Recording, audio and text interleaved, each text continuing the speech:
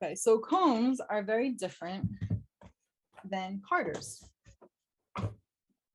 And one of the most, obvious differences is how long the tines are. And, they're super long and sharp. These are mini combs. So I have all different types, but for the purpose of seeing what combing is, I'm just gonna use these little guys. If you want to see the bigger ones later, I'm happy to share them with you. But the idea is that when you are combing, right, you are taking the fiber and you're putting it on. Now, you don't want to do that. You don't want to just take the fiber and like try to like plunk it on like that. You want to try to lay the locks of the fleece. And so most of the time, if you're going to comb fiber, you're not going to start with comb top, even though you can. But this basically has been processed already that you wouldn't need to do this. So this would be the stage where you would use, fleece. And so if I go and I pull a lock of wool off, okay, so when I'm talking about a lock, it's basically like the staple length or the distance. Like if this is where the sheep got its hair cut, this was the tip, right? So this end is called the tip end, and this end is called the butt end. And so when you're combing, the whole reason of combing is to remove the short little fibers, right, that are in there, so that you're only left with like the longest and best fiber. So if you start with the butt end or the part where it was cut, there might be like second cuts and other things. So a second cut is like if the shearer is going and they cut the fleece off, but then they have to go back and they do a second one, they might have like a little shorter bit. So you would want to go from the butt end first, and you would lay that down into the comb, okay?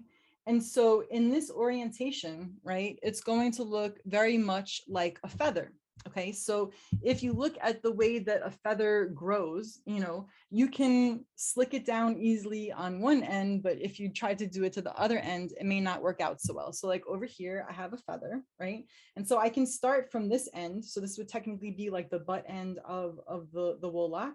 And I can go down like this, and I'm not doing any kind of like disruption to the fiber, like it's all kind of like staying in that same shape. But if I were to go, down like this, now I'm kind of like fluffing everything open. So the idea is the same with wool as far as the scales go. Okay, so if I want to have the smoothest, most like lustrous, preparation, right, I'm going to start from the butt end here first, so that when I'm going to spin, I want the orientation of the fiber when I pull it off to go into the orifice butt end first. Okay, so if I'm spinning, right, I want all of the butt ends to kind of be aligned and going into my orifice this way. This sounds rather weird to say, to put the butt end in the orifice, but I hope you enjoy the humor on this Friday night. So yeah, so you're gonna take this, end, and it's gonna go in. Now, if you were to go in this orientation, right, you would kind of be like fanning the edges and ruffling them, the scales, and opening them up. So it wouldn't be as smooth. Okay, so the idea is when you're combing, if you start with the butt end first, and depending upon how many transfers you do, right? So if I'm combing the fiber and I'm transferring it to the other comb, so once I get here, right, I now know that this is the butt end and this is the tips, right? So when I go to pull this off, so this is like not how you would pull it off. I'm just showing you for in the interest of time and demonstration's sake, but this is the butt end. Okay, so when I'm spinning, I want all of the butt ends to kind of go into the orifice this way, so that when I'm slicking it down, it's going to be just like the feather. Okay, so that I'm slicking it down this way.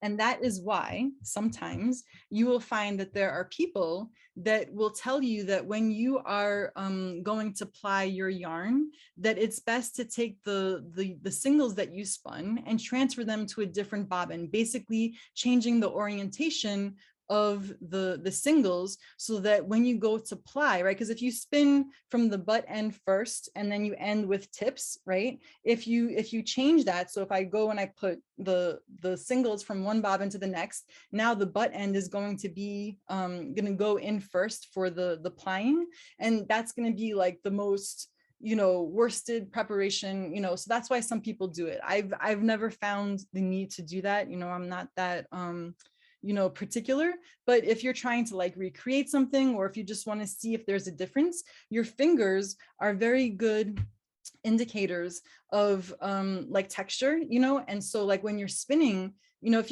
you've spun, you know, the difference between like 14.5 micron merino versus, you know, I don't know, like a Romney fleece or something like that. Like if you spin different fibers, right? Like, so between silk and, you know, something more coarse, your fingers can tell. So when you're spinning from the butt end or the tip end, you might find and notice that there's a difference. So if you've never paid attention to the orientation of how you're putting your locks onto combs, that might be something to explore.